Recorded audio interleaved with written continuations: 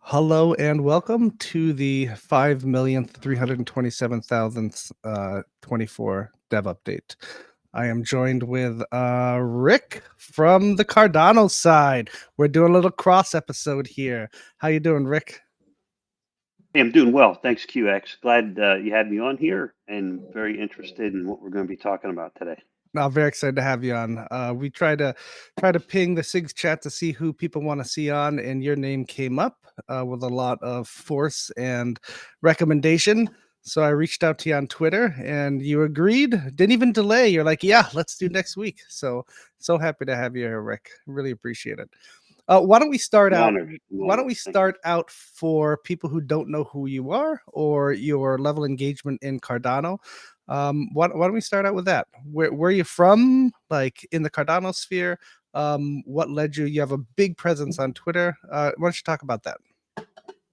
Yeah, so I'm from Hampton, Virginia. I originally was born in Pittsburgh, Pennsylvania. Grew up there. Joined the Navy. I was in the Navy for 22, almost 23 years, including the early start time I had there. And after the Navy, I worked in defense contracting for 14 years. I worked for a great company called Progeny Systems as kind of like a systems engineer, but it was more high level. I didn't write the code.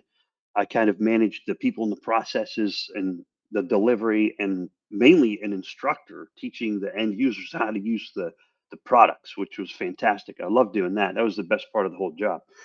And during that time, I got familiar with Bitcoin and Ethereum, and found those very interesting on how these mechanisms work, where you can't just copy and paste a coin on the internet. And now you have more coins. And then from there, I learned of Cardano quite early on. So I got involved with Cardano uh, near the beginning because I like the approach, being involved with system development. I said, wow, this looks like a really good approach. This is very similar to the approaches used in the industry I was working. So I got heavily into Cardano, and I upgraded all my Bitcoin and Ethereum to ADA and Ergo since then. So I like how now you we're said here. upgrade. Yeah. You said upgraded. Oh yeah, it's an upgrade. These are all technologies to me. When I look at them, I go, "This is a technology, and it can do one of two things. It can either evolve and become the newer technology, become the next best thing, or it's going to stagnate and it's going to become a relic and end up in a museum." And so that's why I really like these blockchains that came into existence in the 2017 to 2020 era, because it's almost like the the design of the blockchain was made so that it can evolve without changing the underlying principles of the blockchain, the underlying design of the blockchain itself, but you can build things out that give you a better user experience, give you higher throughput and all that kind of cool stuff. So As opposed to just, I can just trade it. Okay, Yeah, I right. have a Bitcoin. Yeah. I'll give you a Bitcoin and you can give me a Bitcoin. Okay, that sounds fun. Careful, No. Rick. I don't know if we have any Bitcoin maxis on here, but No, not anymore. It's not necessarily the maxis. No, they get it. They understand. They totally understand. They go, yeah, that's what I can do with it. If you want to DeFi it, you got to move it over to Ethereum and now Cardano and hopefully eventually Ergo, with some of the things we'll be talking about today. What? So you have quite a presence on Twitter. Why don't you tell me what you do there? What brought you to actually being an online presence there, and why? Well, I post updates. So since I found the information fascinating, I would like summarize it and post it as an update. I've done a number of podcasts. I did the Cardano Effect and Cardano Live, and to help the different developers get visibility into, uh, put that video out there, and that gives visibility into the community members. Is what are these people building, and how does it work, right? Kind of answer those fundamental questions, and that helps people warm up to the idea of oh, I can use these things, right? Without the notion of giving people financial advice, what you do is if you show them how the tools work, they'll figure it out. That's kind of the idea there between the podcasting, the Twitter posts. Most of my Twitter posts, some of them are informational, some are just goofy. I just like to goof off, and for some reason it works It's pretty crypto, well. It's a baby. good mix. Yeah, it's a good mix. So I pinged the SIGs chat a little while ago to see if anybody had some questions for you. So I'll get to those. But let's talk about the big thing that brings Ergo and Cardano together right now, and that is the Rosen Bridge. Now I understand that you're running. Are you running a watcher for both Ergo and Cardano Oh, side? hell yeah. Yeah. Hell yeah, man. I'm so excited. I've been following Rosen Bridge information for, gosh, almost a year now, or I don't remember how long ago. And when I was on with Vanessa Harris over on her YouTube channel, she asked me, I think it was in February or March of 2023, I was on with her, and she said, what are the things you're excited about with Cardano coming up? And I enumerated a couple of my favorite dApps that were going through upgrades and had a really good user experience. And I threw in there the Rosen Bridge. And although the Rosen Bridge isn't Cardano centric, it's still that was one of the features I'm looking for to help Cardano become more feature complete.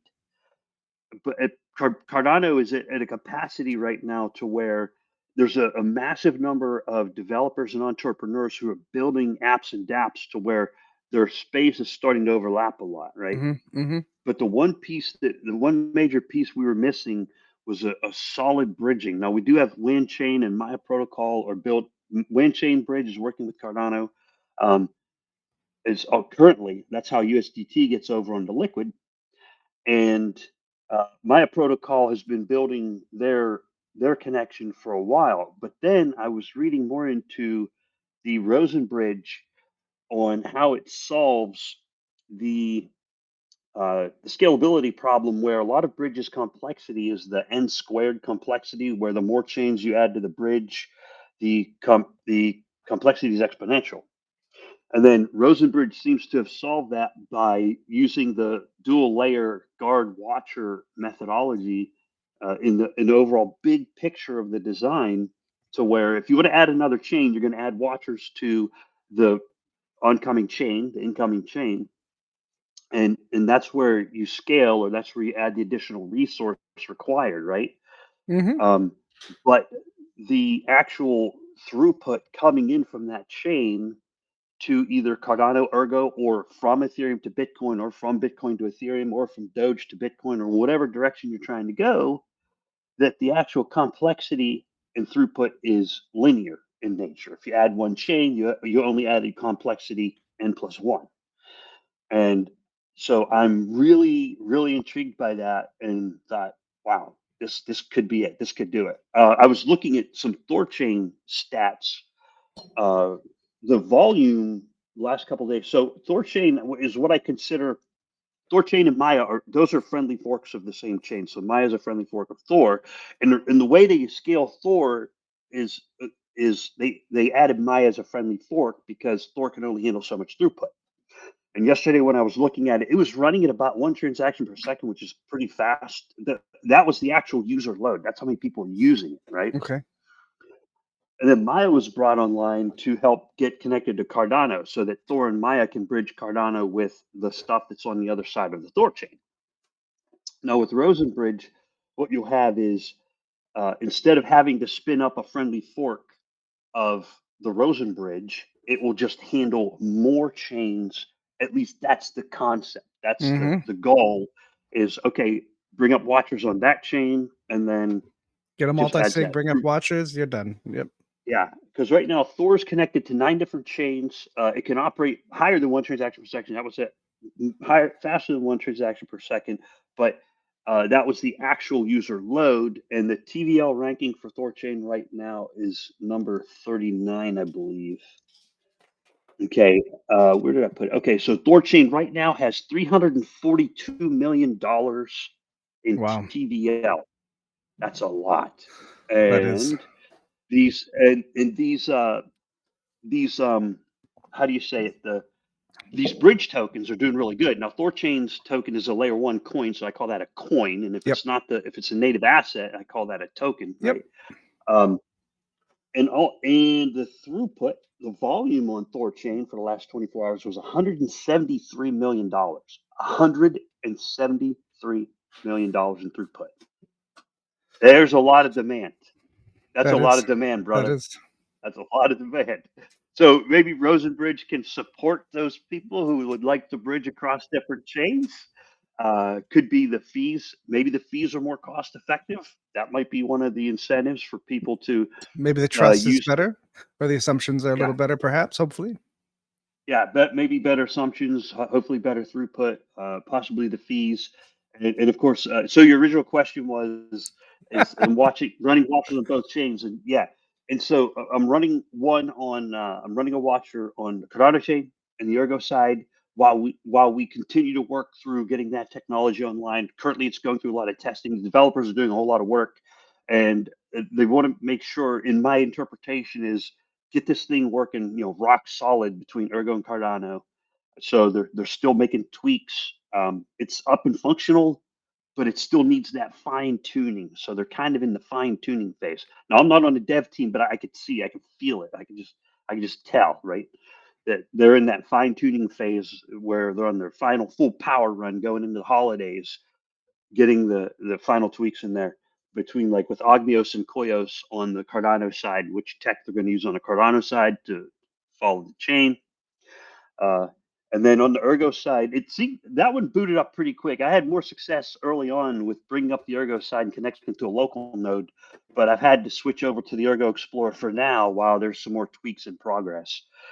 So I'm looking forward to seeing if they get that sorted out where we're doing better with connection to the Ergo node and the Ogmeo side. Because if you connect the Ergo node and the Ogmeo side, it's more ultra decentralized to where you don't have any aggregate points that multiple watchers or multiple Yeah, correct. guards are Because pointing if to, because right? if every watcher connects to the main Ergo Explorer, the official one, that goes down, you're done. It's like, everybody's done. So if So everybody's connecting to their own local node, that's a much better decentralized experience, 100%. oh yeah, and so what is the effect of it being a decentralized experience? Well, the effect is you have a much more robust bridge. That is the end goal. Like, one goal, decentralization is a sub goal to the point of robustness, where in order to get the highest level of robust interface, is decentralization is a component of that, right? So the goal is to have absolutely robust, nearly as indestructible as you can get. You would approach some level of hack resistance slash corruption resistance that the bridge is highly sustainable. So I think things are on the right track. And what really has me excited about the whole thing is I got enough Rosen. So Rosen is on sale over on Spectrum Network on the Ergo side On sale. I until they love bring in. What's that? I love how you say on sale. It's Yeah, on sale. it's on. Okay, it's available for sale. 2 for 1. Over on Spectrum.fi on the Ergo side of the network. And if you're using Spectrum, you just use that little toggle. You flip between Cardano Ergo, and you go on the Ergo side. You can get it over there. And so there's some really interesting properties to Rosen, right? So I was able to buy in the first couple hours. I was out on an errand, and I got a message that said, "Hey, the Rosen thing just went live," and I was like, "Oh, damn it!" It was a surprise, and Great, that's great a great fair surprise. way to launch things, It was right? pretty fun, yeah. Surprise. And I'm like, damn, I'm not going to be home for 2 hours yet. Now, I got all my stuff from my Ergo side at home. I have my Terminus on my phone, but I didn't have my Rosen bags that I had prepped to get the Rosen with Ergo, right? So I raced home and got it, and I was like, wow, that price is really moving up fast. Damn, if I'd have got home, if I was here 2 hours ago, I got a bigger bag of Rosen. Now there's some trade offs there, right? So Rosen is doing extremely well as far as price goes, right? And what I did is I said, I want to make sure I have enough Rosen where I can run the watchers on Cardano and Ergo. And then when we bring up the Doge, Ethereum, and Bitcoin, and especially the Ethereum side, you bring those up. I want to run watchers over there too. So I bought the bag I need to run the Cardano and Ergo side. So, okay, I'm going to buy a bag so I can get over there. And so when the Ethereum and the Bitcoin bridges come up, I got some permits, right? So the 30,000 lock and the 3,000 permit. So I got a couple more bags of rosin on that for future use. And and and the price has gone. At the time it was like 0.012 cents. And you get about 80,000, 90,000 rosin per erg, right? But now you get about 15,000 rosin per erg. And I was like, wow, man, that's pretty crazy. These degenerates are just pumping the hell out of that price. And so the trade-offs, there's some good and some bad to that, right? So the good is, well, the people who want to run watchers Let are me let now me really incentivized. let me stop you for one real second. You're off by a factor of 1,000. It's 15 Rosen per erg. Sorry, I'm sorry. Yeah, 15 Yeah, Rosen per. Thank you. there we go. I'm so glad you did. You did that before we started recording. You did some quick and dirty math. I'm glad you did. So you get 15,000 Rosen per erg, right? But 50, I had to price it. 15 erg per Rosen. 15 Rosen per erg. Yeah, 15 Rosen Per per erg. erg. You got Yeah. it. Yes, Okay. correct. Oh yeah, that's right. Because I was using multiples of thousands. Yeah, 15 yeah. Rosen per erg. You got Yeah. it. Yeah, yeah, yeah. And when I bought it, when I was first buying it, it was at like Probably 100 or 98. so. Yeah, Yeah, it was like 98 Rosen per erg, you got it. and Yep. then it was 92, and then it was Yeah, 84, and I I'm hung like, at about 40 or I'm like, 50 for a while, then yeah, briefly. it hung out there for a while, and I'm like, I maybe pick up a little bit more. Anyway, so there's some good, some bad to that price action, and the good thing is that the people want it, right? So there's desire, there's volume, there's interest. And when it starts coming up on Ethereum and Bitcoin, that and people are going to need to use Rosen to fuel a watcher, and it's going to be the reward coming in from the guards is going to be delivered in Rosen RSN. Um, those are all good features and good characteristics that the utility token has a strong underlying value, and that gives the watchers a strong incentive to report correctly, to not try to corrupt their reports, which is already hard to do. If you did it, you're probably going to get called out because the guards can follow the chain too. And I'm going to say, Yep. even if 10 watchers filed a false report to try to collaborate, the guards are still following the chain, and they're going to say, oh, no, that's still not a valid report. So ten watchers are going to get slashed. So corruption is very difficult because there's transparency on both sides of the bridge. Like everyone can see both sides. So that helps with that. And then the trade-off, the I guess the bad side with Rosen being so high is that when you do want to run more watchers on the other side, you go say, well, what's worth more to me is running another watcher on another chain or selling the Rosen, selling the RSN, right? Yeah, Because at some point you're gonna go, that's a tough one, and I'll speak from a technical side to stay out of the price talk. But um, I think people are forgetting that this is the first connection that we're making to Cardano. So the cost of being a watcher is going to be higher as we jump from chain to chain to chain to chain. We're on the first chain, exactly as you said. So I can't imagine either the Rosen team says, "Oh, hey, it's what it is, and if you want to be a watcher, this is how much it's going to cost." If the demand is there for it, of course. But that's a beautiful thing too. You can set that price for becoming, the locked in value for becoming a watcher on the fly. So if demand is down, let's say we jump to the BNB chain and demand is down for some reason, that price can be that cost of being a watcher with locking in your Rosen can be adjusted down a little bit to make it more desirable. So that's a flexible thing, but it's going to be interesting to see whether the Rosen team or the guards essentially have to do that to incentivize people to become watchers. Either it's too expensive and the demand isn't there, so they lower it, or the demand is still there and they don't have to do a damn thing because people will just do it and become a watcher with the price that's there. So I think that's going to be a really interesting metric that's really going to show us, how much in demand it is for people to want to become a watcher at that point. yeah, and the managers that control the outflow of the Rosen tokens from the original mint, they're gonna have to look at that carefully because like Thorchain is connected to 9 chains right now, and then Maya is connected to a bunch of chains, right? And so the rate at which the tokens are emitted or deployed into liquidity pools is going to be important. I don't know how to calculate it, but hopefully there's some smart people over there who figure out a good rate, a good balance on emissions, um, so that new chains have enough opportunity to connect. I'll give you an example why. Here's why I thought of that. Is I read someone's post, and I could be wrong, but I read that we're going to need about 160 permits to settle one transaction per minute through the Rosen Bridge, right? 160 permits, which means if each watcher has, on average, let's say there's 20 watchers on that chain, and what's 160 divided by 20? Those 20 watchers, whatever that number is, 8. Okay, uh, that's gonna equal some number of transactions per minute or transactions per second coming through the bridge. So those watchers are gonna need a lot of permits. Okay, and then the question then becomes how many watchers do you need to have optimum throughput? And so that's another thing that we're gonna have to think about. It's not my decision, but just throwing that out there for people to think about.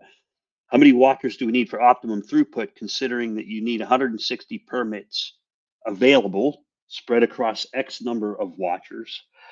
And also, there's something like, what is the nav of the watchers? Like, how many watchers would you have to hack, which is already kind of difficult because they're relatively invisible to the chain. They don't expose themselves, um, at least not directly anyway.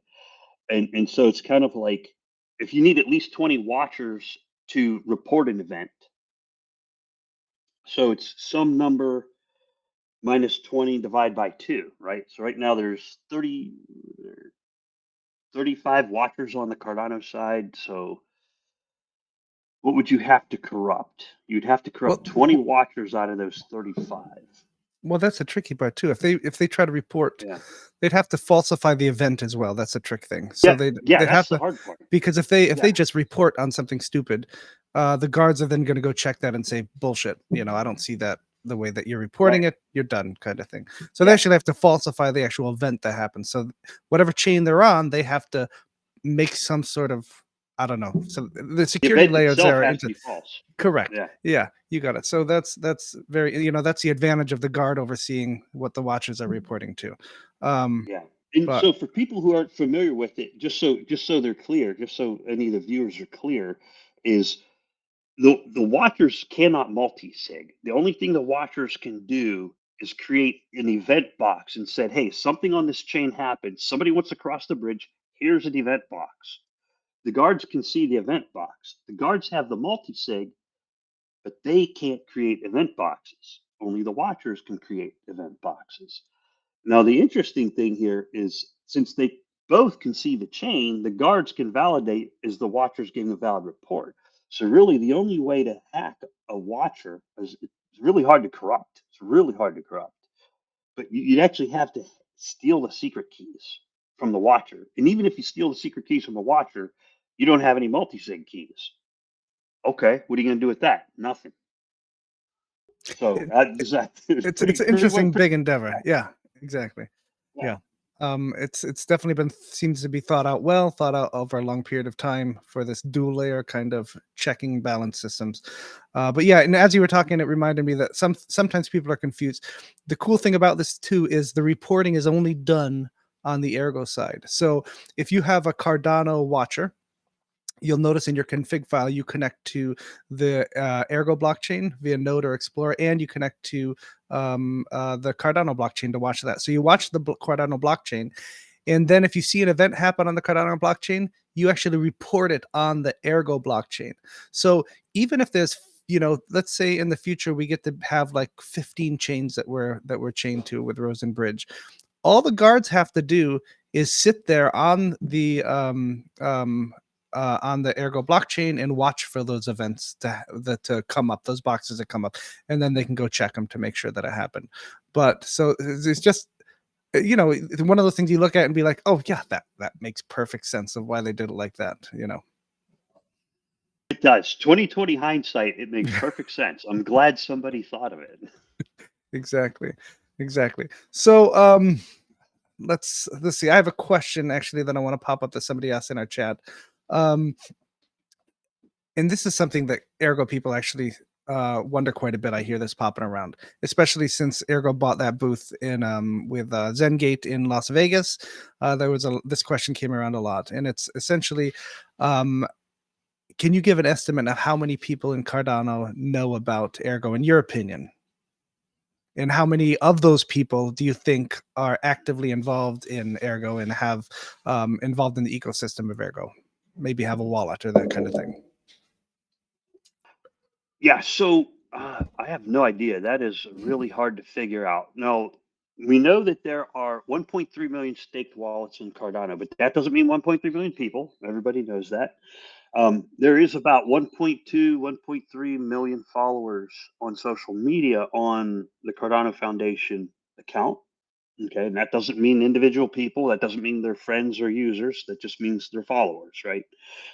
And so if you start taking those numbers, I did a few polls. On average, people have 3 or 4 wallets per chain. So you're looking at like probably 65,000 transactions per day on Cardano. You got probably 650,000 to 740,000 uh, active users that are what I would say they're active occasionally, right? And then to say how many of them are on or using Ergo is really hard to say. It is a very large user base, um, and it's a very active group of people.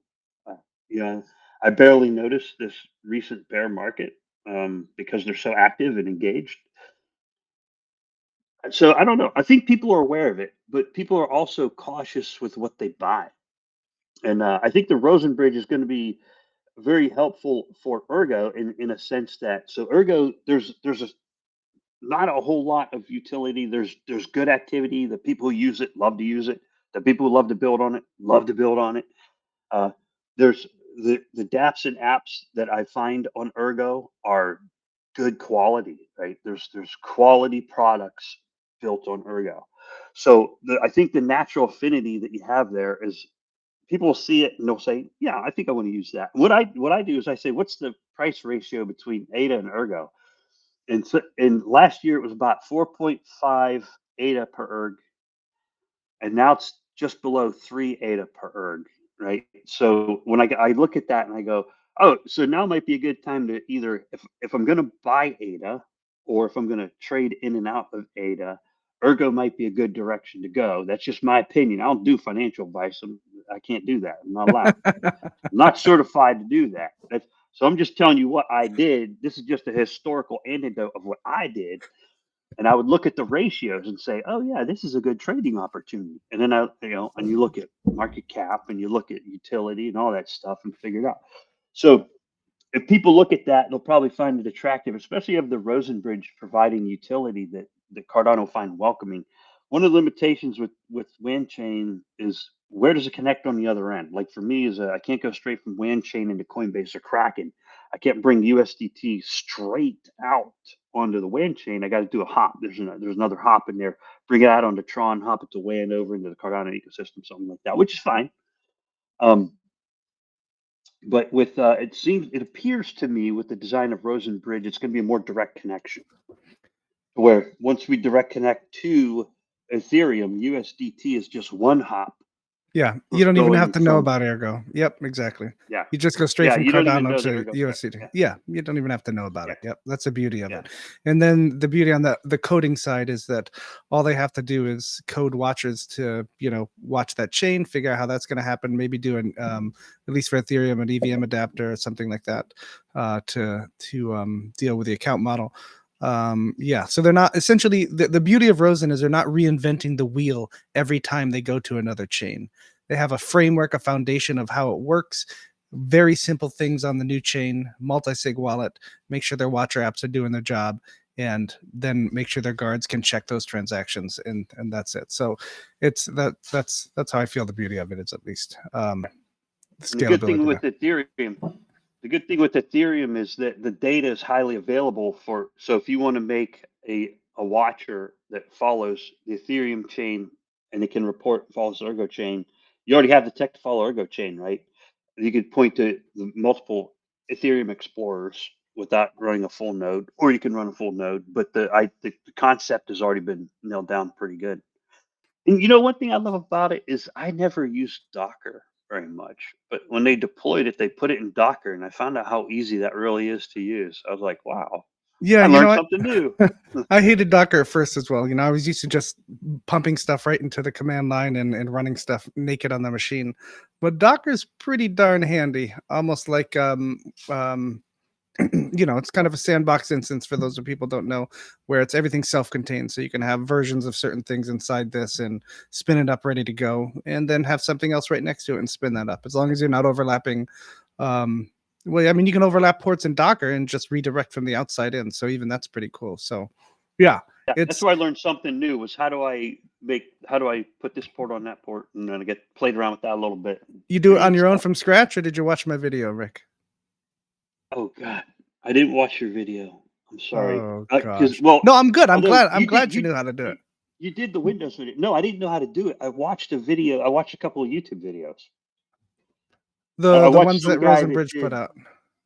No, I watched what there's a guy that did a Portainer video, and I watched that one.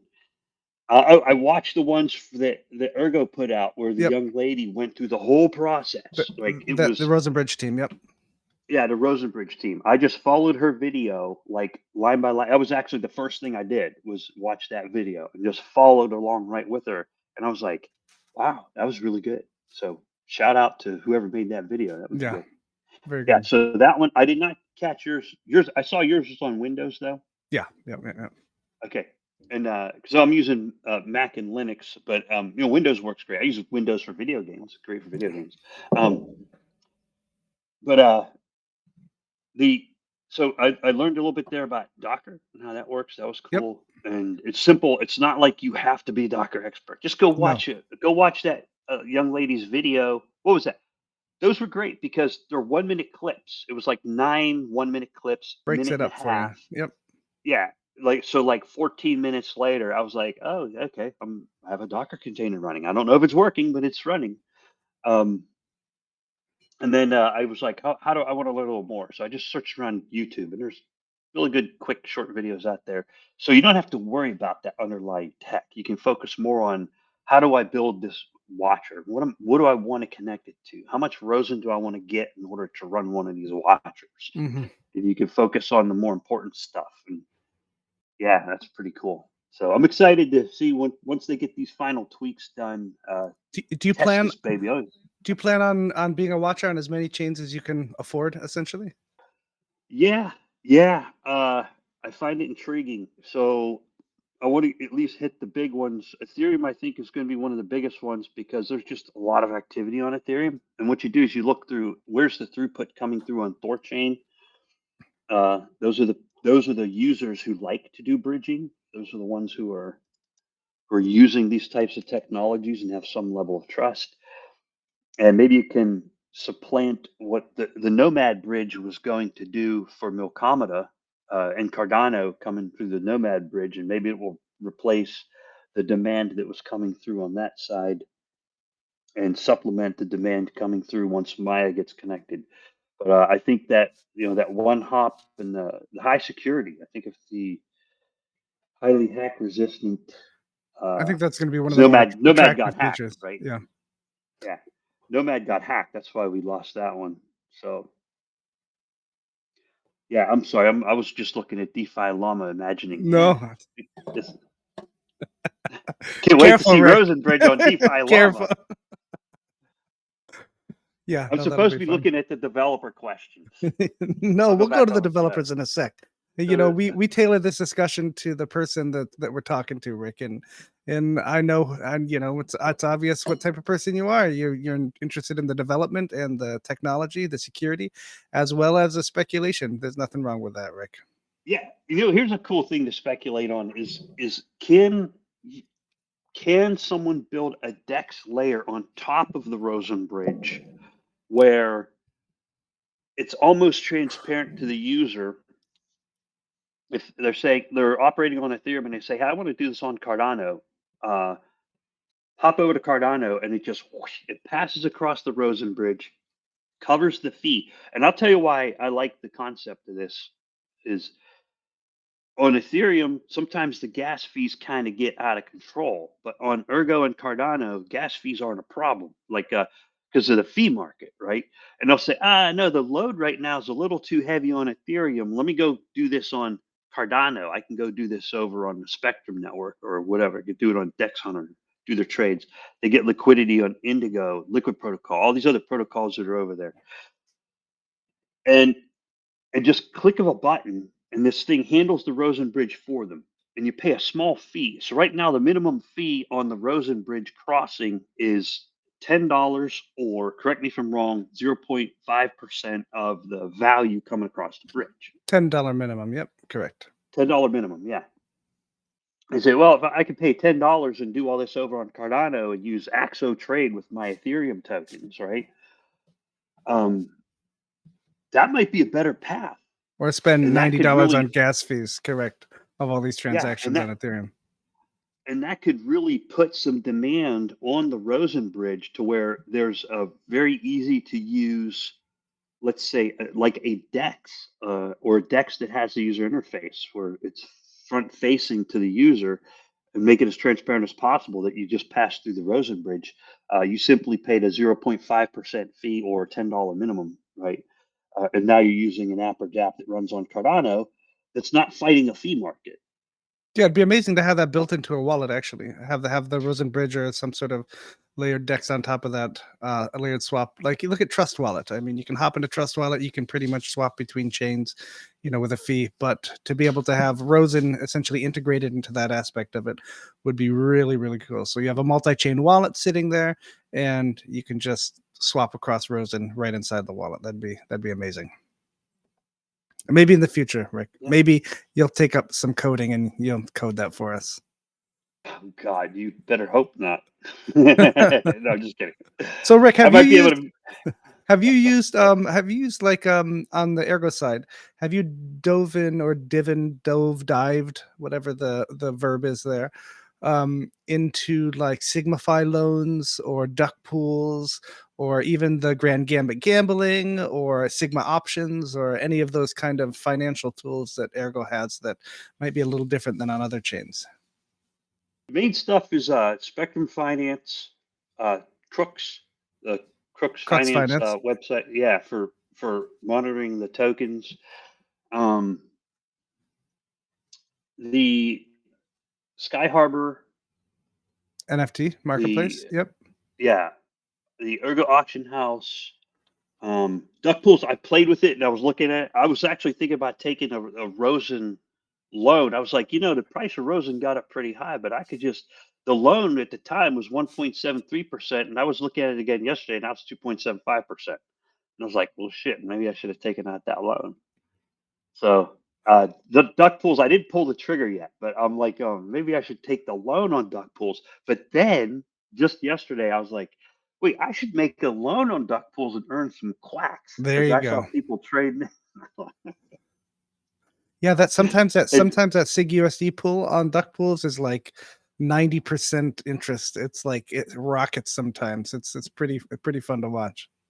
okay, yeah. So I've had limited use. I've used 5, 6 different things with some level of depth. But okay, so there's my next target for today. Yeah, yeah. After we're done recording here, I'm going to play with duck pools and see if I could do some SIG USD. If you do take Duck out a loan pool. on duck pools, just keep an eye on the rate because some of those pools can be influenced by a whale pulling in and pulling out. And if they pull out, they'll wipe they'll wipe the liquidity, which will crank the interest rate, which will put you above collateral, and you'll be what's it called? Liquidated. Thank And you. so Yeah. that's exactly what I was doing like 2 or 3 days ago. I was like, oh, I can loan my erg in on duck pools. Well, that's one side of it, right? And earn some yield, earn some quacks. But I can borrow Rosen to run a watcher. And the question became, can I borrow enough Rosen to where it pays that interest rate? 2.75% is pretty good. Right? We don't know what the watcher rewards are going to be yet. That's the only problem. We don't know how Well, much income we're going to get from that. But I pseudo figured it out. I have a rough idea. Oh, are you going to reveal that here as non-financial Yeah, sure. advice? So Yeah, I never give financial advice. I'm not that stupid. But so when Rosen was at 5 cents a piece and a minimum fee of $10 and 20 watchers have to report, that means each watcher can earn like 10 Rosen per event. That's Or almost an so I erg. did the math. So it's $10 there's divided by 5 cents, whatever that number is, 200. So that's 200 Rosen divided by 20 watchers uh, reporting. So that's it. That's a For each 5 cent report. Rosen. So Yeah. that's about 0.9 ergs. That's almost an erg per watcher. So you earn 0.9 ergs or 10 Rosen per watcher. Yeah, 10 Rosen per watcher per successfully reported event where the bridging event was a successful. So that's the current rate. And then the higher the price of Rosen goes, the less you're going to earn per event. Oh yeah, I do the degen side, man. I'm like, this, Somebody's got to do it. That's it's great. got to be worth it. Yeah, I mean that's the incentive, right? I Why know. would someone run a watcher? I'm going to do it out of the goodness of my heart. Okay, you might get 5 people running watchers. Oh, I'm going to do because you can make bank, brother. Or it's a high risk though. You might lose money, right? What's worth more money is running the watcher to earn the Rosen or selling the Rosen that you bought to run the watcher. Right now, it's like I don't know. That's a tough call. And then there's a whale. So on quacks or on duck pools, I was like, I could borrow this Rosen, but there's a whale out there that bought 8 million Rosen early on, right before I got home. Uh, Sure. I didn't know there was. Somebody you Yeah, don't know, Rick. it wasn't me. I was not home when that happened.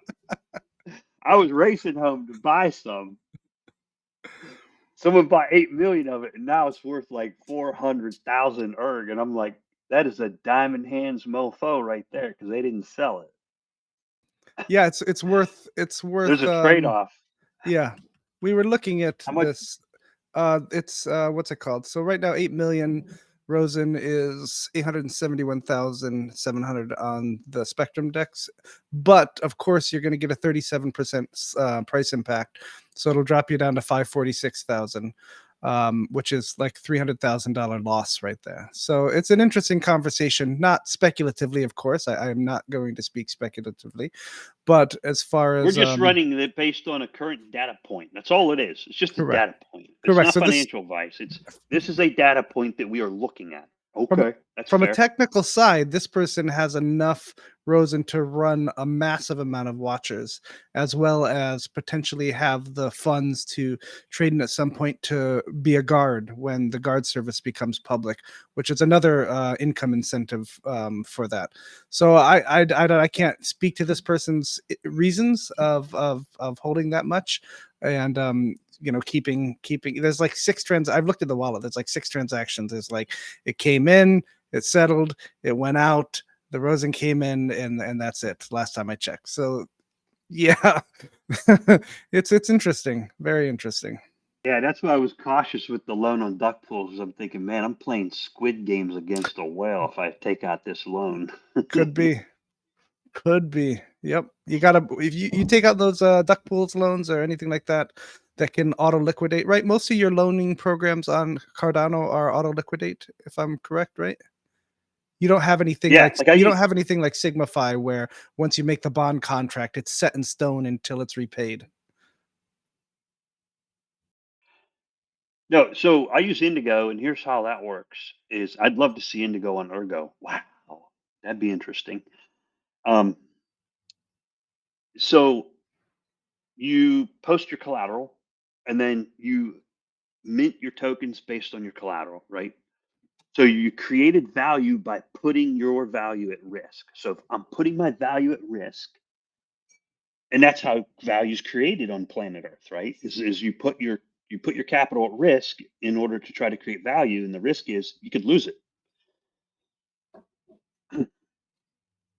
Now, then what happens is if I want to take out more, I'll use I Ethereum as an example. I play with I Ethereum, and that's why I'm interested in Ethereum, Rosen Bridge connecting Mhm. to Ethereum, and connecting Cardano and Ergo to Ethereum.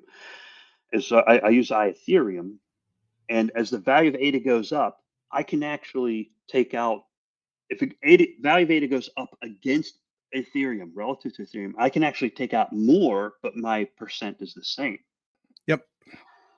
And if I feel I have too much risk, and let's say the price of ADA drops relative to Ethereum, I can take what I've withdrawn and put it back in, and that brings my percent up again, and it decreases my risk, right? So I'm just explaining the technical of how the math works here.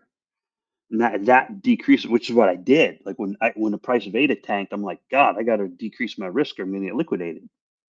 So on one side, I put a little bit more ADA in, which means that ADA is now more locked, going back to your original question. Hmm. So I locked more ADA, or I take the I Ethereum and burn it. And that I Ethereum can either sit in my wallet where I just sit on it and wait for the price to go up and I can sell it back or put it back and pay off the loan. Um, yeah, so that's the basic idea with Indigo. And I have not played with the SIG RSV SIG USD in a while because the last time I looked at it, the RSV was below the percent Below required to 400. mint. Yeah, correct. Yeah, Yep. it was below the percent. That was like a year ago, I think. Yeah, it's been But below the cent for a while. It's popped up and out, but now it's up again. I think we're at yeah, 600 last time I checked, perhaps. that's what I noticed it last week, and I thought I need to start looking at that again because it's now back into a nice healthy range where Now this that's a there. challenge. Gaming that system is a challenge. I mean, that's something that would take a couple dev chats to explain to people in simple terms so they could get the idea of how that reserve token works and how that's effective. A lot of people look at it as a long on Ergo, but it's not necessarily that way, considering the more people that hold Rosen, the more diluted your return's going to be. So it's essentially a get out faster than the person who, before you kind of thing. So it's Yeah, yeah, it's tricky. yeah. And what makes it even more tricky is, a lot of these native assets, they hit some maximal point and then they begin to decline over time. And the hard thing to figure out is when does Rosen reach that maximal point? And when does it start to decline in value? And do you want to hold the Rosen because you're running a watch, or do you want to sell the Rosen because you want to earn Ergo for your investment, like the risk that you took buying it in the first place? And That's a so, question. That is a question. yeah, and that's what people have to weigh out. But then you got to look at, well, how many chains is Rosen Bridge going to connect? And is that going to drive demand? And that's why, when you look at market charts, that's why they go up and down and up and down and up and down, because they find new market areas and they find new users, and that drives the demand up. And at some point, the entire supply is going to be in circulation. So that's something to consider. Right now, I think it's about 5% of the supplies in circulation, which is pretty low. It's relative to I think there's 50 million rosin in the wild out of a 1 billion supply, and that's for only two chains. So Yeah, I if you mean, but imagine by the yeah, but time you have 9 chains connected, you can have plenty of rosin in circulation. yeah, but also you also have, if each watcher is, let's do the math, times, let's say if it averages out to be 100 watches per chain at 30,000 Rosen locked in, you're looking at 3 million Rosen demand per chain just for watchers there for each new chain that comes out. So multiply that by 10, and that's a lot of Rosen that needs to be locked up in order to perform its duties for that. So you have that as well. I love your math. Wow, you did that quick. I need to talk to you more often. All right, let's. This has been a good talk. I wonder if I'm going to get talked to in the Yeah, SIGs channel by talking about speculation, even though I tried to stay out of it and relied on your experiences that we're chatting about. sorry, man. I But no, dragged you you're down good. into the No, it's degenerate fine. It's fine. conversations. It's fine because it is a part of crypto, and I hope I didn't speculate one thing or the other. And we're That's talking why we about built it, numbers right? and data We're going to points. create value. Yeah, Got to be worth correct. something. Yep, And if it's yep, not worth something, nobody's going to use it. yep. That's true. All right, let's switch into the dev update. You still have yours loaded, Rick, over there? I do, sir. All right. I will start off with Louis Vatra with Paideia Beta. It's not finished with Create DAO backend yet soon. Louis, I think he just copy and pastes that every single week. He's got a template that it literally starts with Paideia beta not finished, backend yet, soon. And he just pastes that in, and then he adds some other stuff at the bottom. With Crux Finance, one of your tools that you use, Rick, looking into some glitches that we caught in the stake position and LP position endpoint. Crux is really cool in the fact that you, what was it, last week or the week before, they just added your position profit or loss, essentially. So you can go in, and as long as you haven't burnt any tokens, you can pretty much see, hey, if I put in this much Rosen or SPF or Paideia or any other thing that I'm putting into liquidity pools, can I see actually what my gain is there on that? And so Crux has done that, which is really neat. Usually I provide to liquidity pools to benefit the pool, to make it a little more robust and deeper so that it doesn't spike so high for use. So I haven't paid attention to that, but I did look at it on Crux finally, and I wasn't too horrified. So it's a nice tool. It is a beautiful interface. It is a beautiful interface. 100%. I'm on the portfolio tab right now. Oh, nice. Next up for you, go for it. You got Colby Celador, Rick. Okay, so Colby makes Ergo-node, or doing something with Ergo-node. The initial PR, pull request, release binary bundles for all platforms. You know what you're doing? Platforms, he means Windows, Linux, and must be. What? Yep, must be. Yep, Windows, Linux. Yeah. Yep. The docs and polishing is next, and then integration tests. Your next. next. That's a new one. I've never heard that before. So the node's really cool. We had there's priorities. That's good. Yes. There was a node 5016 got stuck on something yesterday, but the beauty of Ergo is so the way the node works for non-devs watching, because maybe there'll be non-devs watching with you here, Rick, wanting to see you. Is that you have the normal node sync, and then you have an index sync, which is a little more data that it pulls into it. So in the back end node 5016, the indexing sync got stuck on one of the block heights. So a couple of us just downgraded to 514. Super simple. It's as easy as grabbing the jar file for 5014, spinning that up on the same exact folder, node, etc. database, and the node is like, oh hey, something's up with your index. We're just going to reindex, and it took about an hour to reindex. Meanwhile, the node is still available, and it's up and going. Other people are now working on the release for 517 that fixes that indexer. But I just thought there was a really cool thing about Ergo is that to spin up a node, it's just a jar file. You point to it with a couple parameters, and boom. And even in instances where it's stuck, it was easy for us to roll back and run the older node that were 2 points down. So super cool. I've been trying. We're spinning up a Cardano node, Rick. A couple of us are spinning up a Cardano node to help out with the watchers, so they don't have to point to.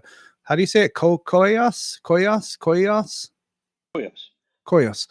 So they don't have to point to that. We're going to spin up one with Omega. Is that how you say it? These terms are all new to me.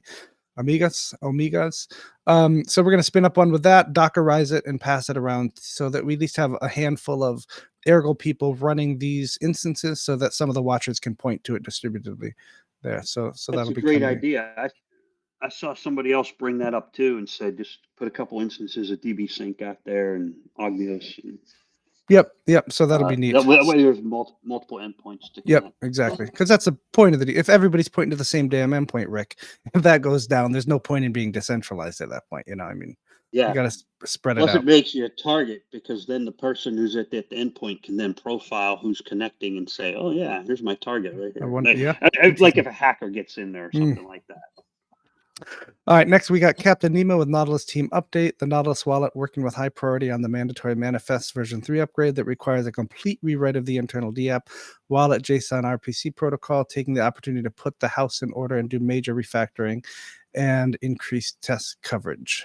And on ErgSnap, started polishing the UI to release the first beta. ErgSnap is pretty cool, Rick. It's integrating Ergo into MetaMask wallet. Super neat.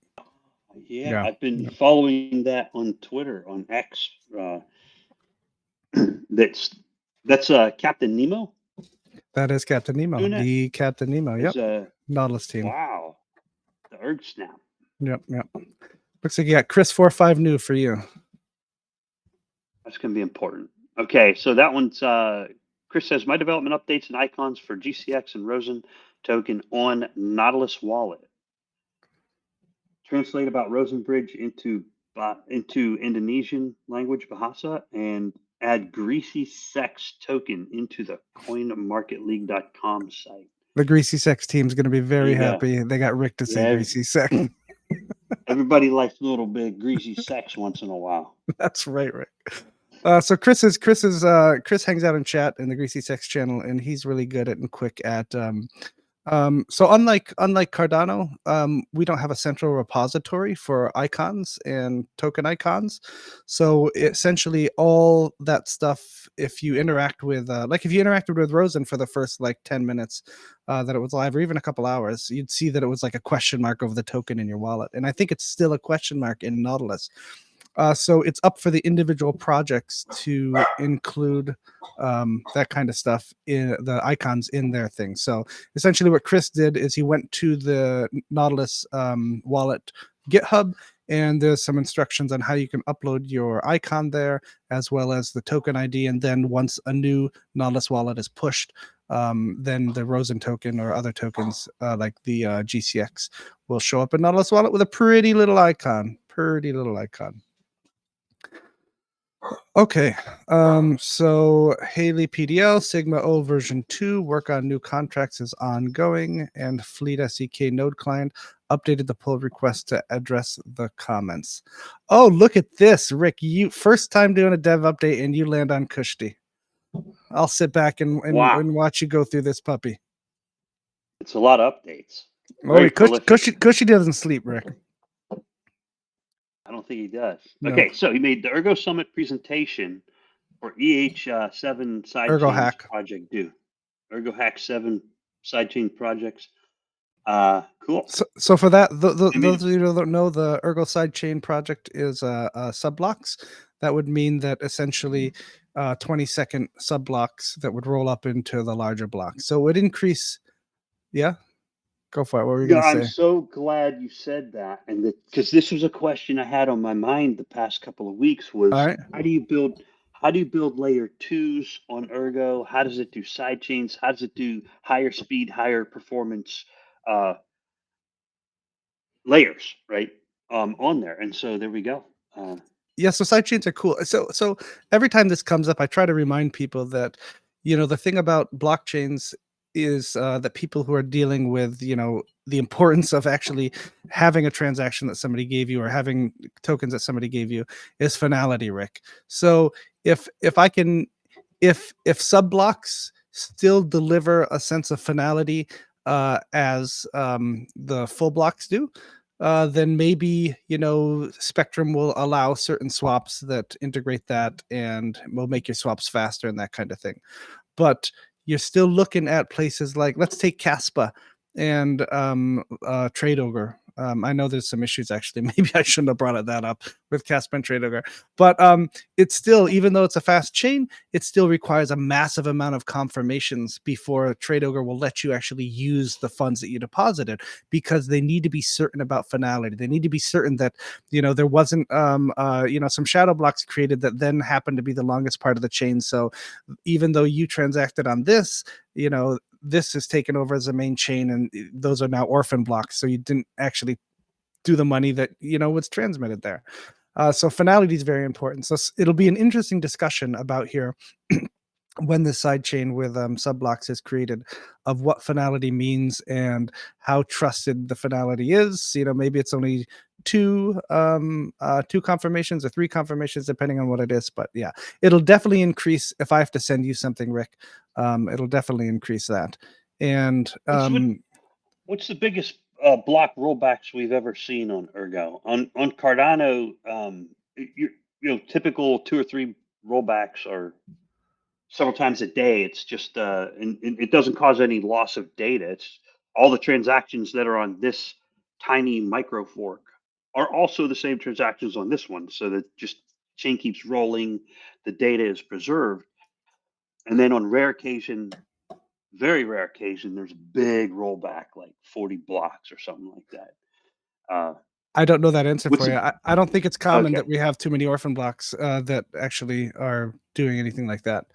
I think Yeah. that's the advantage of a 2-minute block time, Rick, to where there's quite a bit of certainty with syncing across the nodes to where you don't have that issue, where too many blocks are built out in that instance.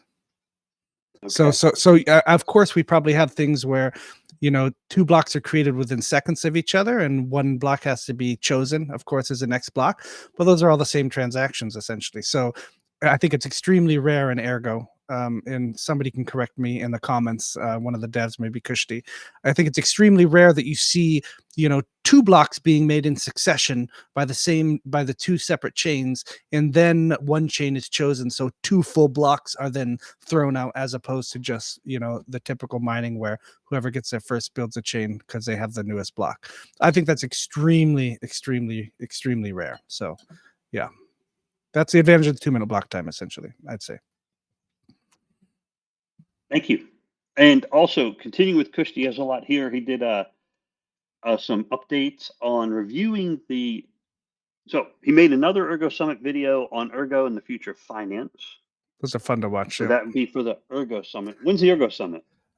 Well, you know, Or sorry, our I don't mean to put you on the spot. no, that's okay. Andy's our guy who does. Andy's a guy for the EF who does all the video, puts all the videos together and arranges that kind of stuff. He is actually maybe he doesn't want me to say this, but I will anyway. I'll take the liberty to. He's actually gonna have a baby in a couple days, so so hopefully those ErgoSummit videos will come out right after Christmas. Most of them are in. We're just waiting on a few from, and I'll publicly denounce them right now. We're waiting on a video from Aberg for Satirgo Lite. We're waiting on a video for Nishtam for Poor Man's Wallet. We're waiting for a video from Captain Nemo for the MetaMask integration. So once those 3 videos are in, Andy will finish up working on those, and then you'll start seeing the ErgoSummit videos. I think there's almost a dozen videos, or should be around that amount. Those are always fun to watch. Well, congratulations to Andy on the new family member. Always a Yes. special time. And this time of year, too. I know, Nice. right? This time of year, that's crazy. If it's born on Christmas, that'd be amazing. Cool. And so let's move on with Kushti. Continuing, he's reviewed multiple GitHub pull requests in Yep. Sigma. So he's got a lot of reviews in there. Started Sigma map implementation for context extension in Sigma, and made some progress on subblocks, EIP, subblocks, EIP. What is it? What is the Sigma part? If you got 10 seconds or less, can you tell me? I don't. When There's nothing. I don't understand the Sigma protocols enough to give a good explanation. So yeah. All right, we'll talk to Kushti on that someday perfect, and get yep. him on here. Yep. Yeah.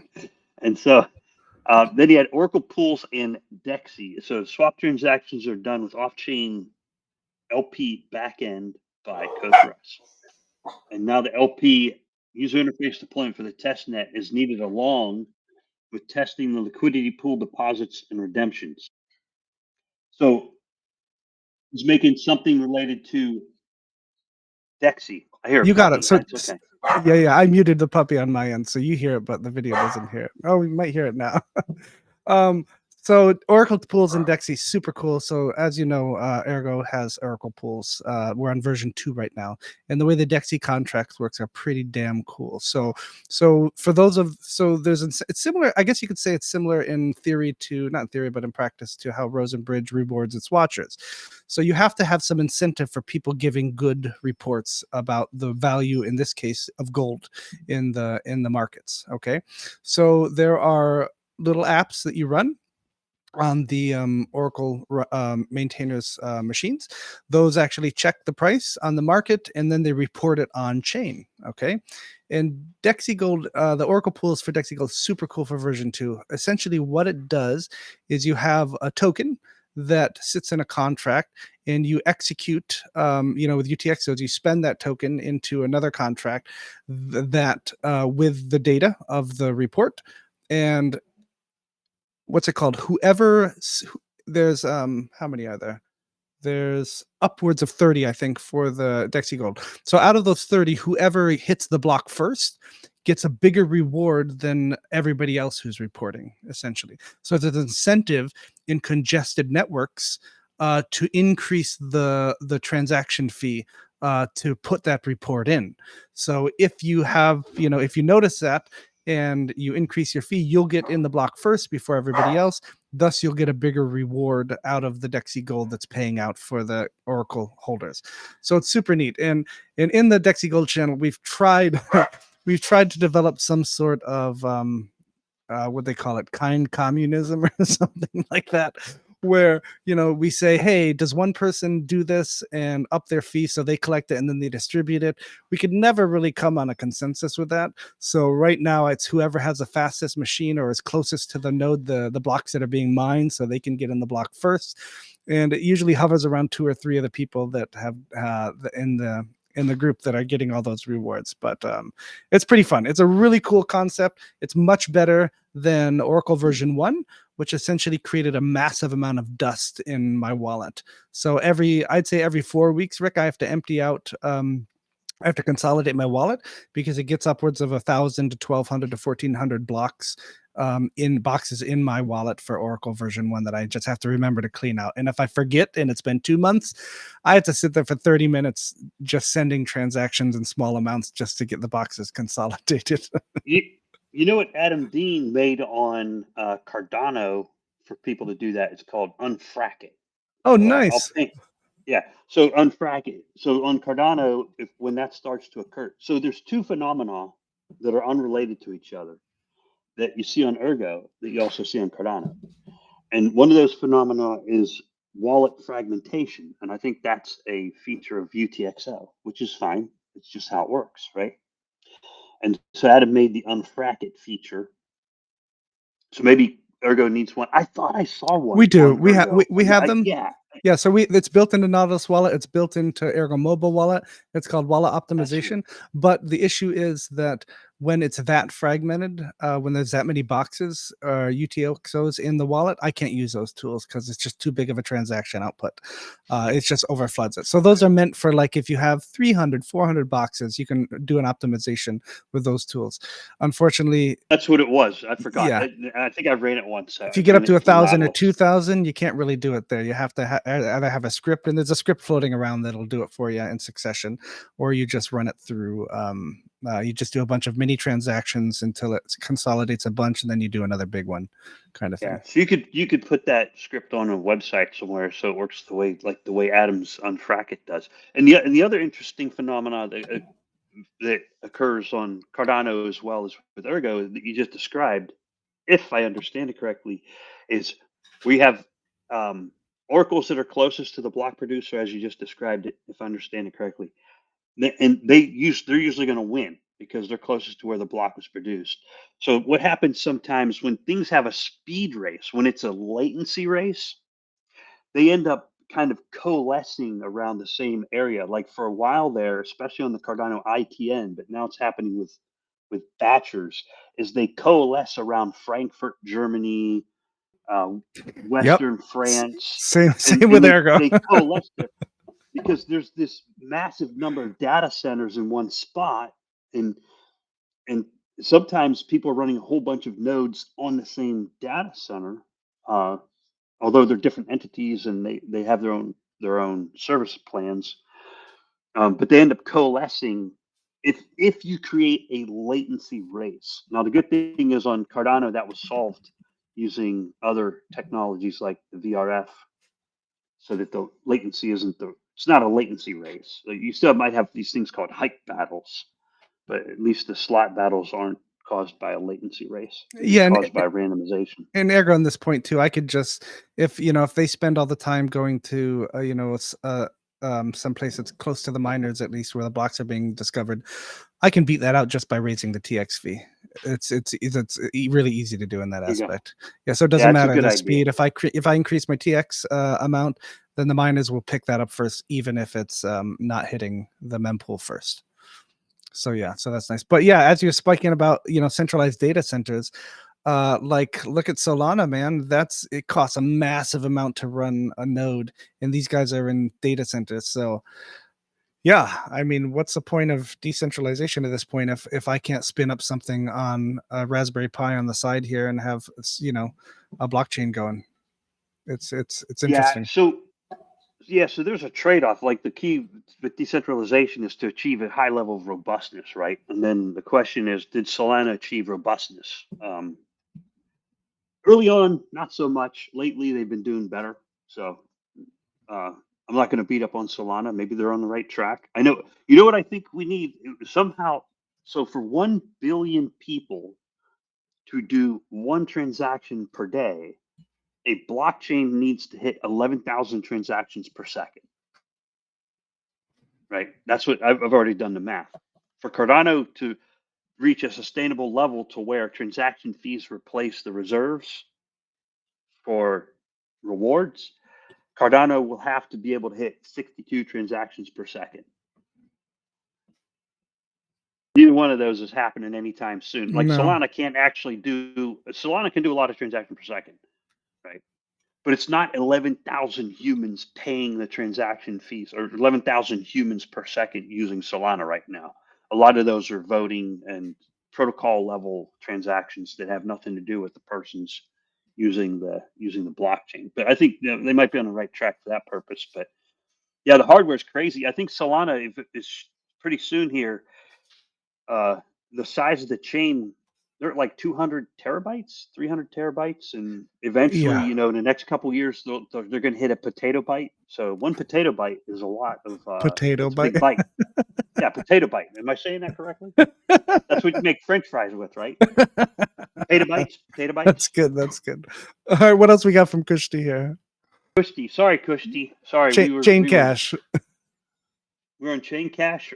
We finished Kushti? Oh, chain cache. Yeah. So we reviewed he reviewed the GitHub chain cache pull request by Soysor with the collateralization estimation algorithm, and also briefly checked the current state of the chain cache server. I'm gonna have to play with that. Is there a live running chain cache server? What does No, that no, do? no, no. But you should look into the white paper for Chain Cash. It's absolutely amazing, amazing financial tool that Kushti is working on. Essentially, collateralized notes that you can pass around from device that of even real world assets that you can pass around from person to person, essentially. And at any time during the chain, you can cash out on some of that collateralization if you need to. So it's really really neat. Just think of stacked notes that get handed, passed down the chain. So I could give you a chain cache note that has X either value on it, and I'm backing it up with X collateral. Okay, and you could take that, then you could actually spend that chain cache note to somebody else, or even part of it, and split it into a couple things, or spend part of it. I don't know, maybe you can't split it, but you could spend it Ooh, and give it to somebody else essentially. So then here's a note that somebody else could then cash in on the collateralization that I added to it in the beginning, as well as you could add. Let's say somebody else wanted more collateral for what you wanted to do. You could then take that note and add your collateralization to it as well. So then when you pay for something like your Bugatti or something, you could then hand them this chain cash note that had my collateralization on it as well as your collateralization on it, and move it forward. So then it could be passed down the chain as well until somebody cashes out the collateralization. So it's a really, really cool financial tool that Kushti is working on. Super neat. this is some wild It's shit wild right shit. here, It's you man. gotta read That's it. It's crazy. somebody asked us That on the sounds somebody. like What's that? It sounds like Indigo protocol where you have a collateralized note. Well, like for Ethereum, if I take that out, I can hand it to you. You can cash it in for ADA. Yeah, but Not on Indigo you platform can't on the add DEX. collateralization to that note essentially. Correct. Yeah, so Correct. this is You what can't. this allows you to do. You can keep stacking collateralization onto the note to make it appropriate for whatever you want to personally hand it to purchase. I'm So gonna have to yes, play with that. yeah, you need to look at it. It's not. It's just read the paper about it. There's a forum about it. Ergo forums. It's really cool. But somebody asked Dan and I about what's our favorite thing excited about in Ergo, and they had sub blocks. They had like Rosen Bridge and that kind of thing. And Chain Cache does it for me, just because it's such a useful tool. Maybe not for the everyday trader, but for the big guys and the big people doing these kind of things. It's really important to have that kind of tool. And launch. I just opened up the pull request. I'm going to type that on the pull request. Go for it. Comment when lunch. No, I'm not going to do that. All right, cool. So that was everything from Kushti. Other Oh no, he's matters got he's one more. Yep. discussing. Yeah, other matters he's discussing the SigmaO V2 design. Yeah, With SigmaO some of is the other Sigma tools options, there. Rick. We have options trading on Ergo. It's absolutely fun. It's heck. So are you did you I'm sure you did options trading in like the fin market, right? No, Uh, I am not a you don't options financial trade. trad fight. No, Oh wow. I was just a defense contractor who worked fucking 60, 70 hours a week a lot of Damn, times. I Rick. was on travel 3 or 4 months out of that's all I did. I just worked. And then I bought crypto with my extra little bit of money. There's no That's such amazing thing that as you extra came right money. here from there. That's interesting. So Yeah. options trading, you're No, I'm familiar just with a options trading, right? no, Oh, so no. options trading are essentially so I could create it, let's say I can create an option in simple terms. Let's see. It's very complicated, but I could I could sell you a note, Rick, a contract that says, "Hey, if you want to buy erg in 3 months at this price, I'll sell you the ability to do so at this price." So I could sell you, let's take Rosen Bridge, all right? So let's say I think Rosen Bridge is, well, let's take, what can we take? Let's take another coin that's been a token that's been sitting for, let's take Spectrum token. Yeah. So if Yeah, I think SPF. Yeah. if I'm a bear and I think Spectrum's going to go down in a little bit, but I think I'm the only one that knows that, I could say, okay, Rick, I'm going to put this options contract out there that says, hey, if Spectrum goes to an amount that's 10% more than it is now, you can buy it for the value, maybe that value right there at 10% plus, so in a certain amount of time. So what that does, and I can sell you that contract for 50 cents per option, and each option may include 100 SPF, and I'm selling you 100 options. So 100 times 100 is that many SPF plus whatever amount I'm charging you per option. So right off the bat, I make that money right there. It's my money to keep no matter what, whether the option fails or succeeds. That's my money because you bought those notes from me, those contracts. But here's what happens. Let's say SPF spikes to 50%. You have those notes that say you can buy it from me, not from me, but because my SPF is now locked in a smart contract. But you can buy that SPF from that smart contract for only the increase of the 10% that I said. So now you can then take that SPF and sell it for a 40% profit because you only had to buy it for the price that was 10% more that I said it was going to be, the strike option, essentially And this there. is what we call futures. This is options. I'm not Okay, familiar with so futures, but this is okay, options trading. so it's similar. So let me get this right. Let's say we have Rosen Bridge up. Now Yeah. I don't know how to, but we got Rosen Bridge up, and so you can bring Bitcoin in onto Ergo, and then use this feature to trade Bitcoin on Ergo in the form of an option Yeah, you in a could bring in. decentralized state without having to use a centralized exchange and without having fucking Gary Gensler oversight up your ass. You Yep. just, it's an open system, open platform. Yep.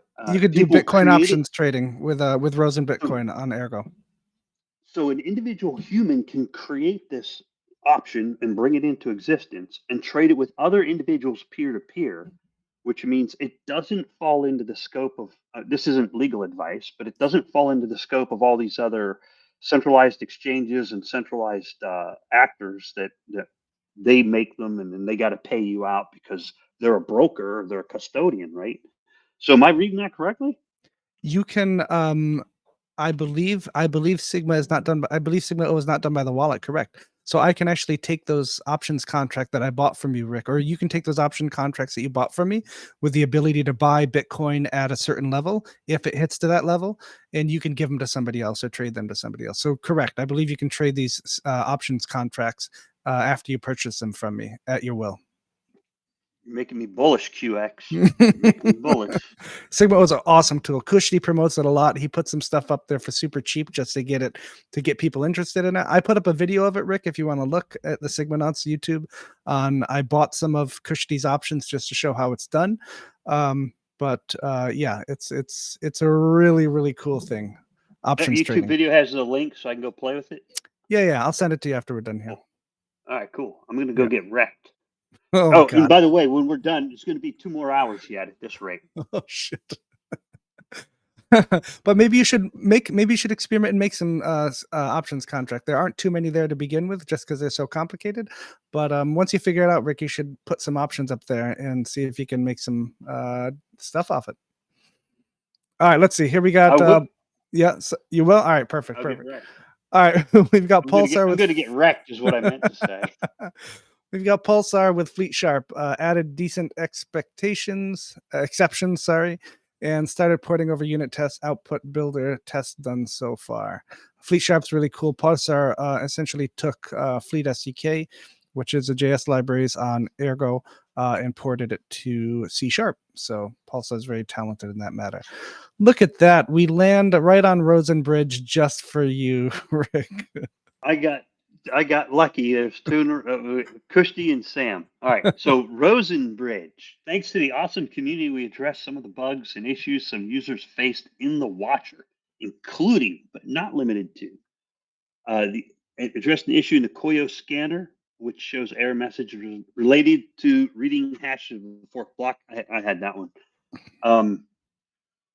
Checked some users' issues with an unhealthy database container, and identified that the cause of the issue is using the wrong Docker image or trying to run on unsupported architectures. Yeah, I some think I saw people are that one running too. on Pis. Some people are running Raspberry Pis, the ARM architecture, and it wasn't quite working. Yeah. Yeah, there were times where like I just deleted the container and restarted, and it worked, and it started working again. Yep. But so he's got that solved, and checked and fixed different issues which caused the 400 or 500 error when trying to unlock. I only saw that a few times, but last Saturday, Sunday, Monday release, or later last week, I didn't see that issue come up. But that's awesome. That's fantastic. He's getting that stuff sorted out, and he addressed all the CORS issues, and he posted links there for Yeah, can I just the stop and say operation and run. that the cores issues were amazing. That the just how the Rosen team works essentially. Somebody came in with some background, and he's like, "Hey, look, I can actually make a call to." I can make a website that actually makes a local call on your system to actually make a spend from your Watcher system. So if you're using the Watcher on your everyday driver that's on the internet, I could inject some code that actually makes your Watcher spend some of the Rosen in the wallet, which is interesting. So you essentially could try to unlock it and then spend the Rosen and send it to somebody. So that's a cores issue. That's because the web server that was running in here in the Docker image did not have any rules in place that said, hey, if we're trying to traverse from this network to this domain, don't do it. So essentially, within hours, the Ergo team did that. The Rosen Bridge team did that, fixed that, and that's the update that you just pulled the other day. They included that in the update to fix that. So, absolutely awesome that they can be. That it's not even like. The thing about Ergo is I don't find that the devs are offended when you say, "Oh, hey, I found this thing." They're like, "Shit, let's fix it. Thank you," kind of thing. So that's really cool. Yeah, when people are happy to get that feedback and they can make it work better, Exactly. more secure, is important. Good stuff. Good stuff. And He just had some just updates on the road.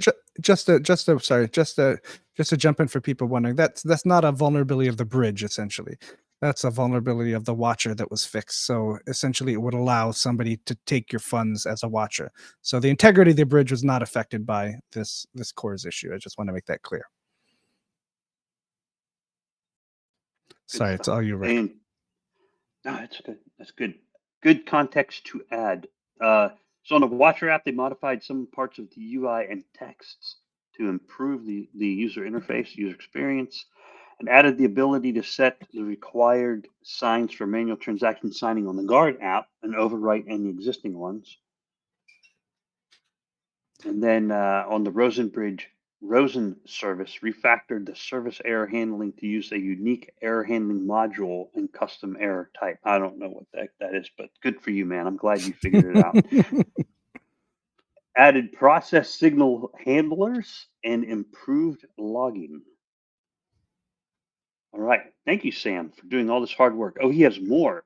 He has under miscellaneous. Oh, He we've got like started 4 pages research. here, Rick. Oh my God. When does this guy sleep? Or This the team, he's got a entire team. He's got a team? team. Yeah. The entire team. Yeah. So he started research on adding Bitcoin to the Rosen Bridge. Woohoo! Uh, Set up a script to check and update minimum fee configuration boxes when price changes by a considerable amount. Yeah, that's a good point. Because I'm with you on that. Makes sense. And on the guard service, added a required sign field to the transaction table and database, required sign to overwrite fields in a signed transaction API.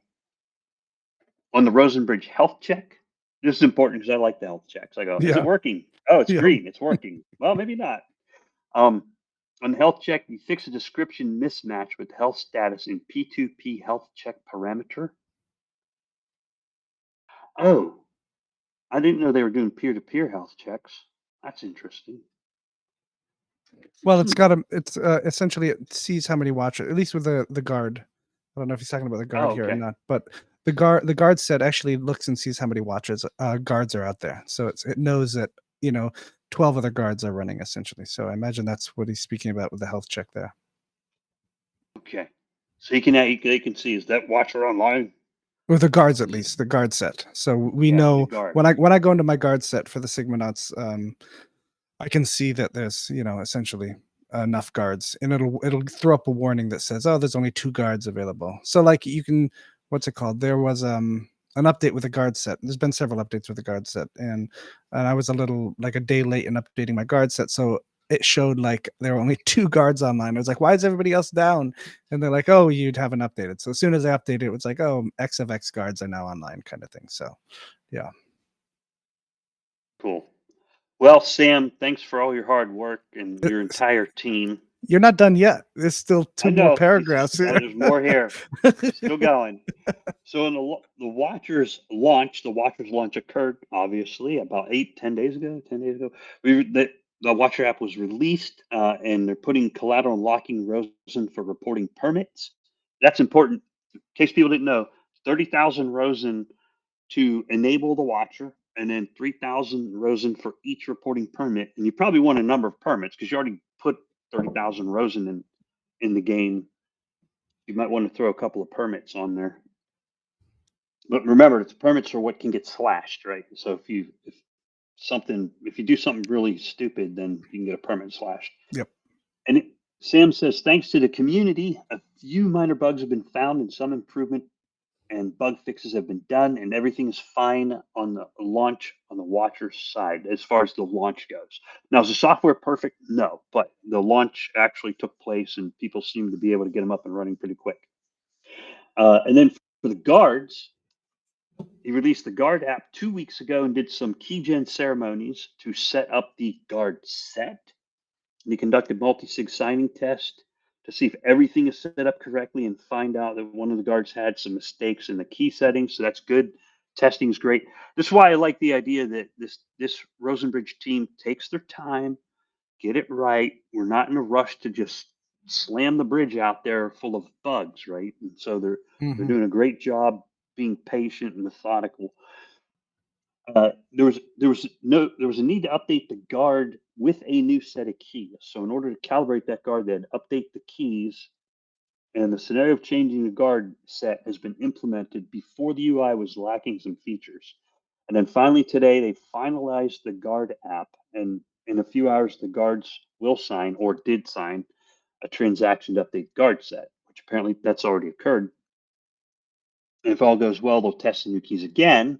And I saw a notice come out last week from the Rosen Twitter account that said we're going to be testing the Watchers soon. So that's good.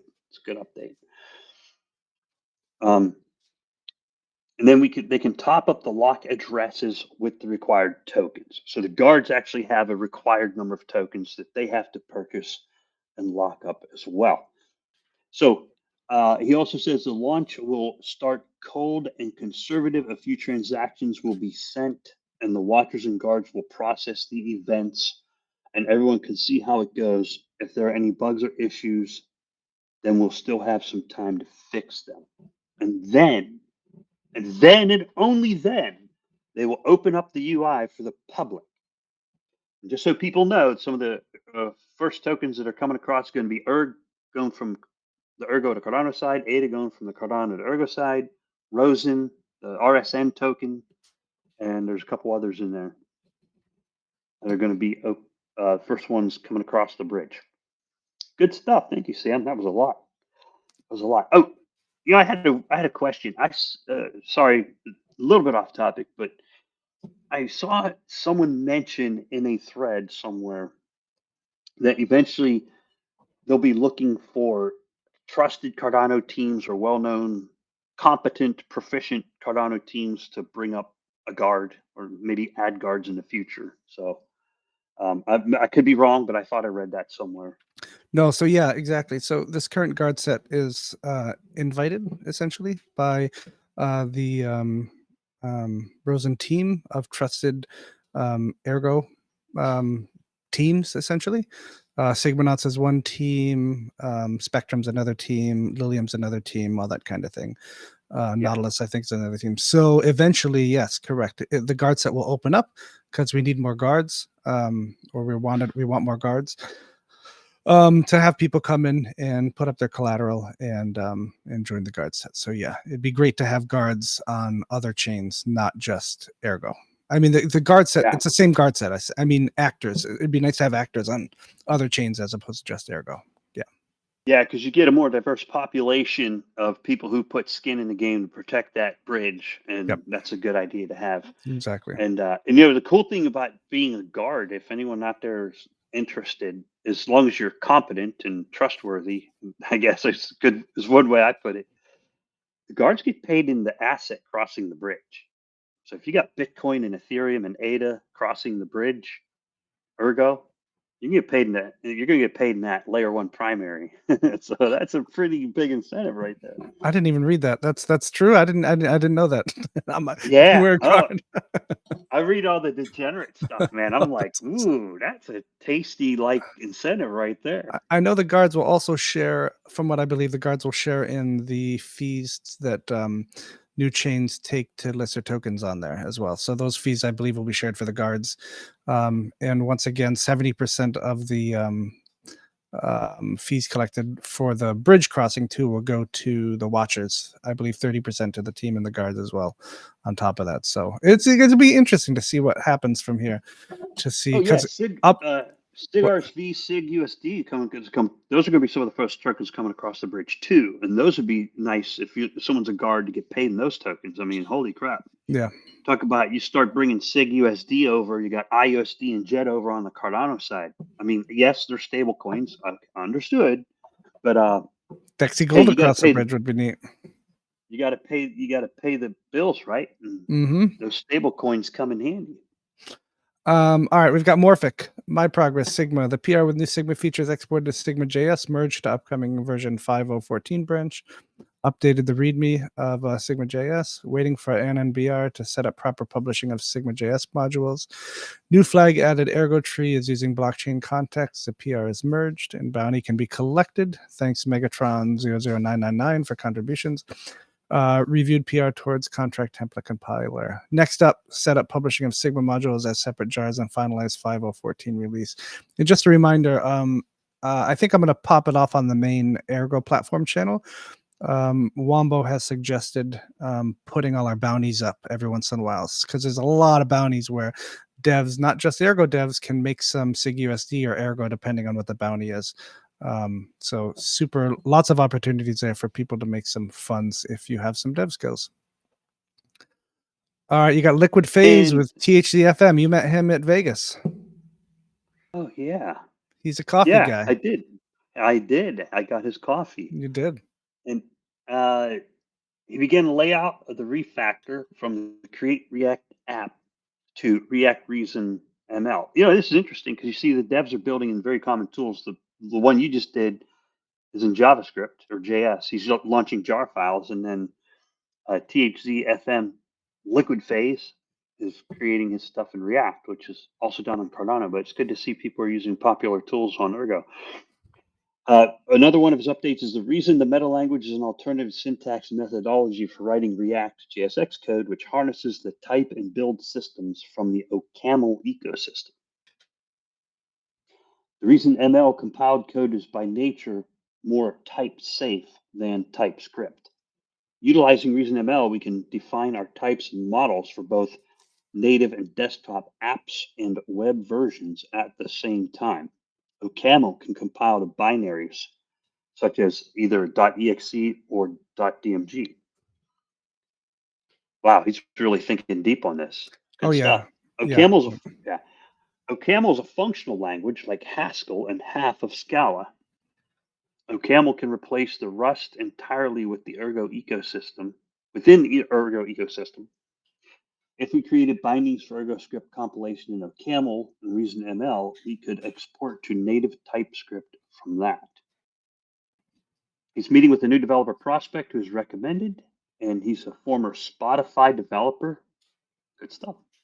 So going to try as much as possible to get him on the team.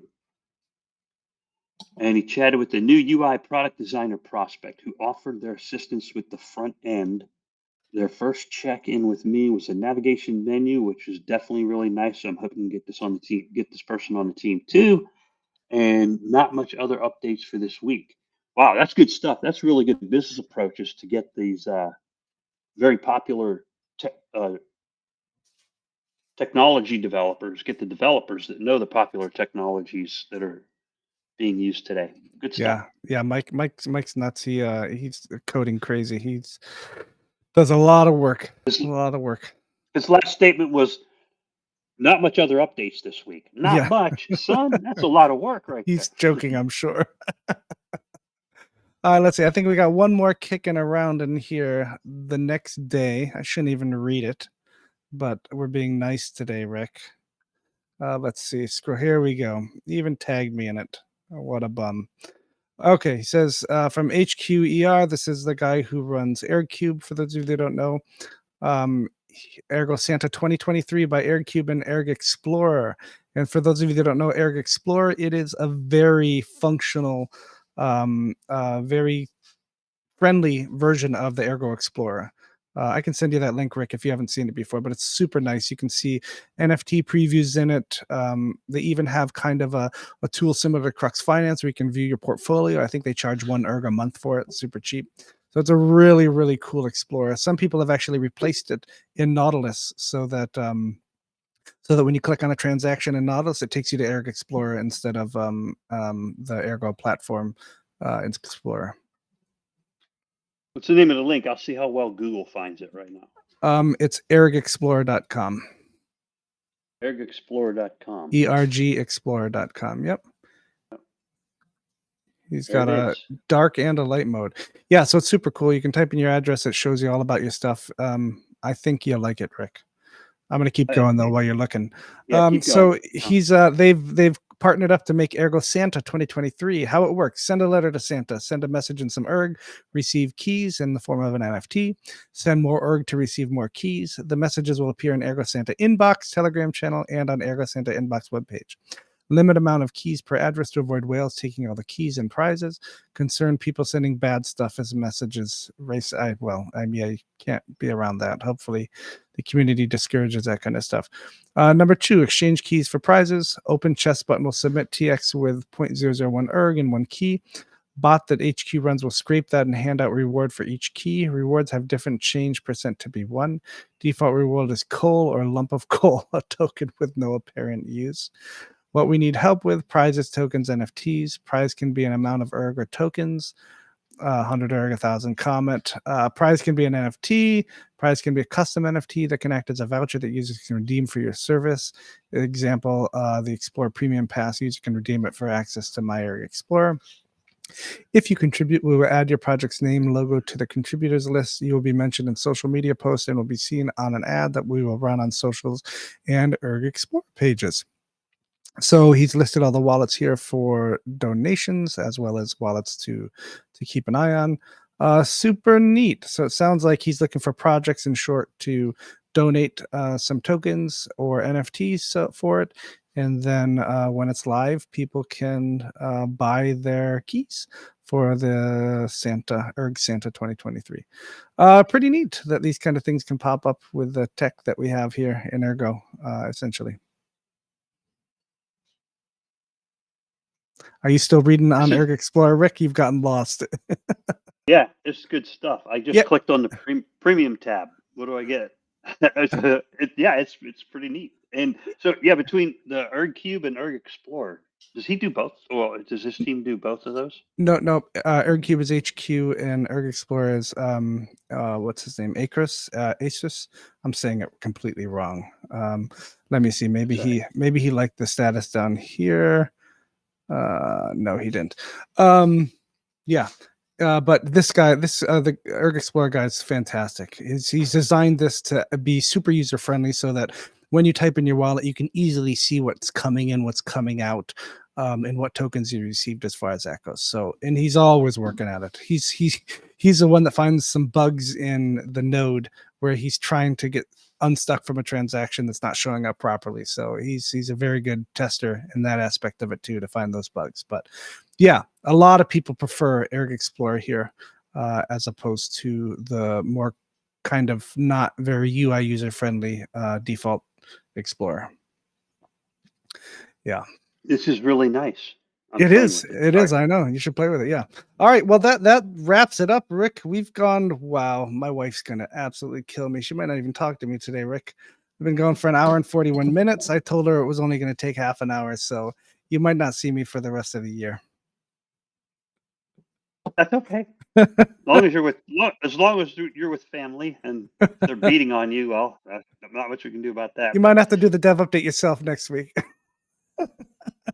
Tell your wife it's my apologies. It was my fault because I rambled. No, it's good. I think you made a lot of good points. I think a lot of people in the Ergo ecosystem will want to hear what you have to say as somebody who's deep in the Cardano ecosystem. So I think this is a very valuable video. I'm not going to cut a damn thing. I'll put in chapters if people just want to skip over us and go to the dev update part.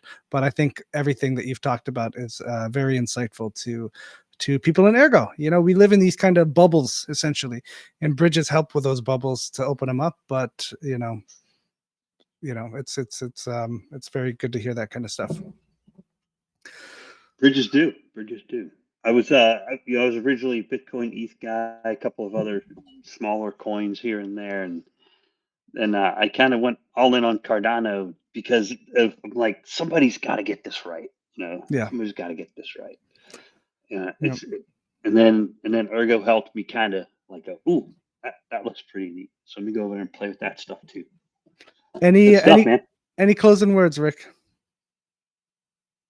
Happy holidays, Merry Christmas, and Happy New Year to everybody. That's a good way to close it. Happy holidays, everybody. Have a great day.